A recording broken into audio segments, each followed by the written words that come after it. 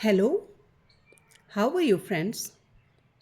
आज बात करेंगे मूल्यांकन के लिए। मूल्यांकन क्या होता है और मूल्यांकन प्रणाली क्या और कैसे कार्य करती है।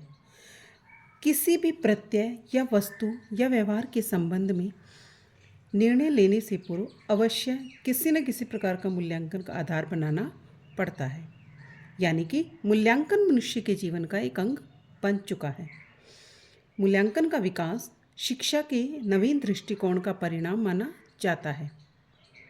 मूल्यांकन का अर्थ हम जानेंगे। मूल्यांकन के अर्थ के बारे में। मूल्यांकन एक सकारात्मक सतत प्रक्रिया है जो शैक्षिक उद्देश्यों की सीमा निर्धारित करके उनकी प्राप्ति के स्तर को ज्ञात करवाकर उचित या अनुचित निर्णय लेने में सहायता प्रदान करती है। मूल्यांकन की कुछ विशेषताएं हैं, जैसे कि ये एक सतत प्रक्रिया है, यानी कि ये सतत निरंतर होने वाली प्रक्रिया है। व्यापक दृष्टिकोण व्यापक प्रक्रिया है। व्यापक दृष्टिकोण के अकॉर्डिंग ये एक व्यापक तौर पर शिक्षा के ज्ञानात्मक, भावात्मक और क्रियात्मक रूप में होने वाले मूल्य परिवर्तनों को निर्धारित करना है। इसके बाद आता है सामाजिक प्रक्रिया। उद्देश्यों की प्राप्ति समाज की आकांक्षा, आदर्श, आवश्यकता के अनुसार ही निर्धारित किए जाते हैं।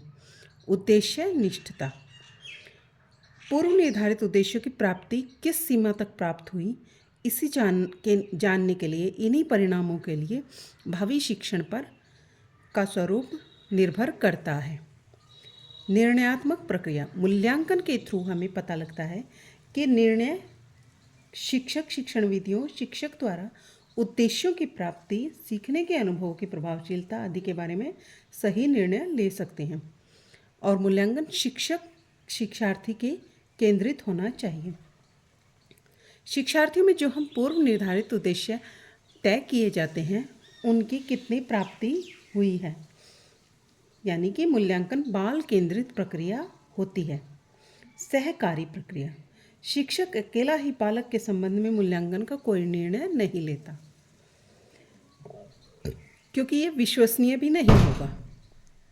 शिक्षक को बालक के मित्रों, अभिभावकों, अन्य शिक्षकों का बालक के संबंध में दृष्टिकोण आदि जानना भी मूल्यांकन के अंतर्गत लिया जाएगा। मूल्यांकन के कुछ इम्पोर्टेंट सोपान मतलब स्टेप्स।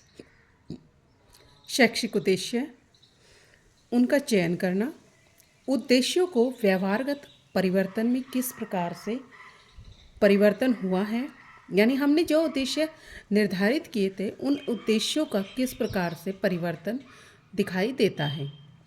अधिगम परिस्थिति की पहचान, जब हमने किसी स्टूडेंट को कुछ समझाया, पढ़ाया है तो उसका पता लगाए कि अधिगम की परिस्थिति किस प्रकार से तय हुई। परीक्षणों का चुनाव, जिन परीक्षणों के थ्रू मूल्यांकन किया जाता है उनका चुनाव करना। उसके बाद आता है प्रविधि, प्रयोग एवं प्रमाणों का लेखा। आपने जो भी मूल्यांकन क्रिया के स्टेप के दौरान किया है, यानी कि उद्देश्य, व्यवहारगत परिवर्तन, अधिगम परिस्थिति और परीक्षणों का चुनाव, उन सब का प्रयोग और प्रमाणों का लेखा मिलेगा। प्राप्त परिणामों की व्याख्या, यानी कि जो हमने मूल्यांकन के दौरान हमें प्रमाण और निष्कर्ष मिले हैं उनकी व्याख्या की जाएगी। तो मूल्यांकन के बारे में वेरी इम्पोर्टेंट जो चीज़ें थी वो मैंने आज आपको बताई हैं। आवश्यक सूचना के लिए धन्यवाद।